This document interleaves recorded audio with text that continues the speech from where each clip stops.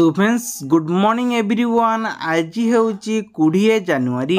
ସବୁଦିନ ପରି ସକାଳ ସକାଳ ଦେଶ ବିଦେଶରେ ଅନେକ ଗୁଡ଼ିଏ ଖବର ରହିଛି, ଯେପରିକି କାଳିଆ ଯୋଜନା, ପିଏମ୍ କିଷାନ ଯୋଜନା, ଛାତ୍ରଛାତ୍ରୀଙ୍କୁ ମିଳିବ ଟଙ୍କା, ration card, LPG gas, Vishwakarma ଯୋଜନା ଭଳି ଅନେକ ଗୁଡ଼ିଏ ଖବର ରହିଛି। ପ୍ରତିଦିନ ଦେଶ ବିଦେଶରେ ଖବର ଦେଖିବା ପାଇଁ ଆମ ଚ୍ୟାନେଲକୁ ନୂଆ କରି ଆସିଥିଲେ ଚ୍ୟାନେଲକୁ ସବସ୍କ୍ରାଇବ କରି ରଖନ୍ତୁ। ପାଖରେ ଥିବା ବେଲ୍ ଆଇକନ୍ ଅଲ୍ ବଟନକୁ ପ୍ରେସ୍ କରନ୍ତୁ, ଯାହାଫଳରେ କି ନୂଆ ନୂଆ ଅପଡେଟ୍ ଆପଣ ମାନେ ସର୍ବପ୍ରଥମେ ଦେଖିପାରିବେ। ଚାଲନ୍ତୁ ଦର୍ଶକ ବନ୍ଧୁ ଆଜି ସକାଳର ନ୍ୟୁଜ୍ ଉପରେ ନଜର ପକାଇବା। ଦର୍ଶକ ବନ୍ଧୁ ପ୍ରଥମ ଖବରଟି ଆସିଲା, ଆସନ୍ତା 23ରୁ ବଢ଼ିବ ରାଜ୍ୟରେ ପୁଣି ବର୍ଷା। ସୂଚନା ଅନୁସାରେ 23ରୁ ପୁଣି ବଢ଼ିବ ବର୍ଷା।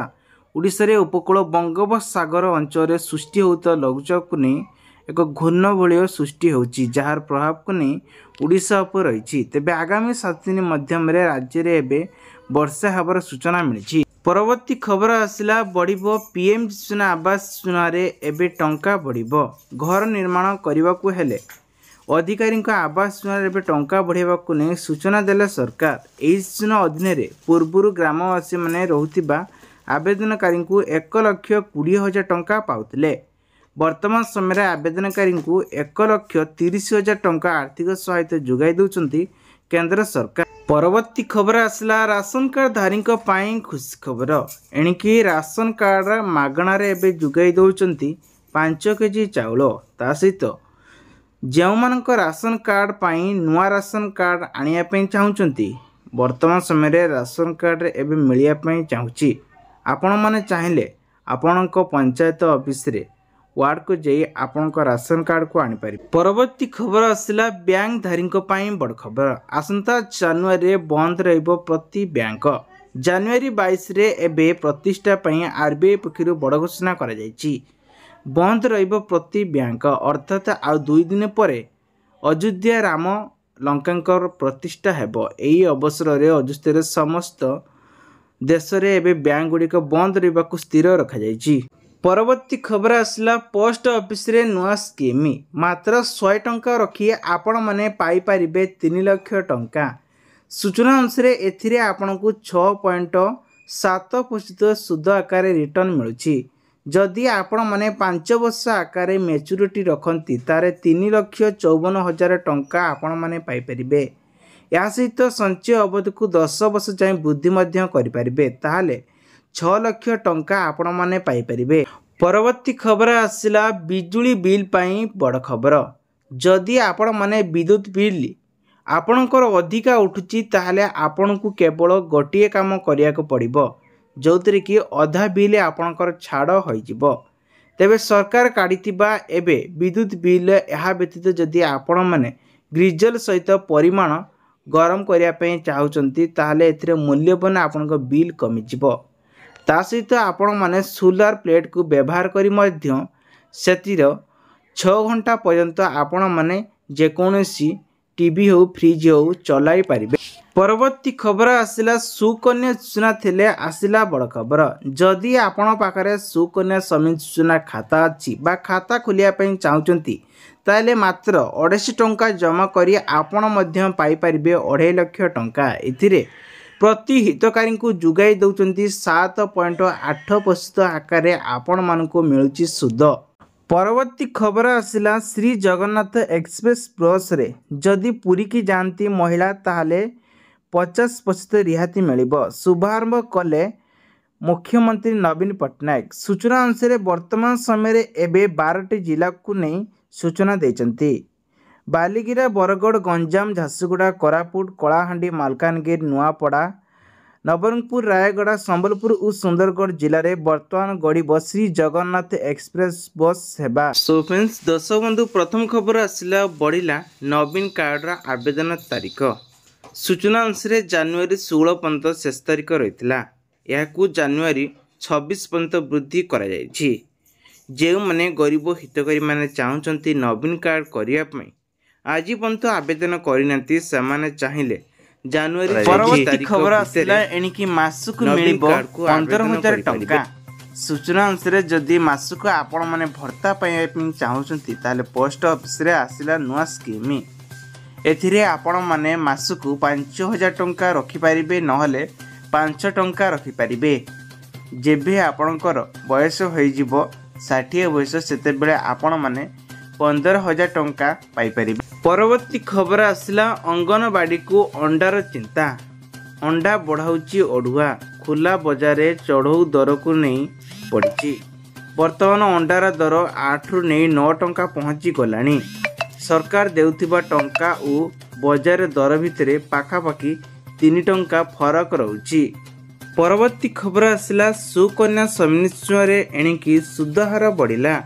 सूचना अनुसार पूर्वर सुकन्या समनिश्चय मिलुथिला 8% सुध यहाँ 8.2% सुध आकार बढ़ाई दी।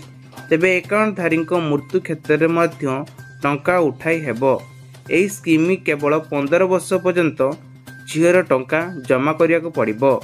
यापर झील को 21 वर्ष हेबा मात्रे टंका मैच्योरिटी होइजिब। परवर्ती खबर आसला बाध्यकले मिलिबो मोटा अंक। सूचना अनुसार बार्धक्य भत्ता को नहीं एफडी करथिले एबे कंपनी तरफरु 50 वर्ष बयस अति कम रे जने कर्मी को 2 गुणारे रिटर्न करिबो, जोथरे कि 8.15% सुध आकार एणिकी बाध्यकलभूत दियाजिबो। परवर्ती खबर आसला चाषी जरूरी काम जल्दी करंतु। एबे चाषी मानक मिलबाको जाउची डबल फायदा। कृषक पाई केंद्र और राज्य सरकार द्वारा परिचालित चलीथिबा सबु हितकारी पाई जलसेचन योजना आरंभ करा जायछि। किसान क्रेडिट कार्ड योजना, फसल बीमा योजना, मुद्रा स्वास्थ्य कार्ड, प्रधान कुसुम योजना एबे चाषी भाई मान अंतर्भुक्त होई परिबे। एथिरे 16तम किस्ती रे अपेक्षा करथिबा चाषी भाई मान को मध्य 2000 टंका खूब शीघ्र रिलीज करा दियो बोली अकाउंट को सूचना देइछंती। परवर्ती खबर आसला बढ़िला चिकित्सा खर्च, महंगा होई पारे औषध। स्वास्थ्य क्षेत्र रे भारत रे थिबा धीरे धीरे उन्नति घटुची। कारणरू दुनिया रे भारतर फार्मेसी कहा जाए। सस्ता औषध तैयारी करिबारे भारतर समय तो नहीं, किंतु आगामी दिन में यही वास्तवर पुणी औषध एवं टैबलेट उपरे बढ़ी पारे टंका बोली सूचना दी जाइछि। परवर्ती खबर आसला आयुष्मान कार्ड 2024। आयुष्मान कार्ड किपरि आवेदन करिपारिबे? ए सबु प्रमाण जरूरी आवश्यक न हेले आपणकर रद्द होइजिबो।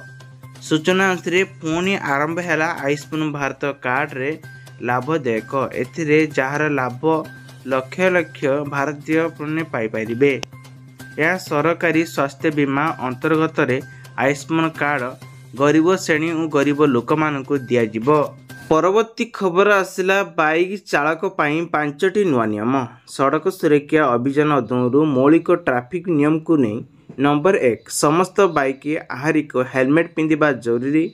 नंबर 2 गाड़ी चलाइबा समय सठिक संकेत व्यवहार करने उचित। नंबर 3 बाइक पछरे केवल जड़े बसिबा। नंबर 4 चालक सबुबले रास्ता को ध्यान देवा उचित। नंबर 5 जत्नर सहित ओवरटेक करने आवश्यक, नहले आपण माने यसको उल्लंघन कले 5,000 टंका जरिमाना देबाकू अनुरोध करा जायछि।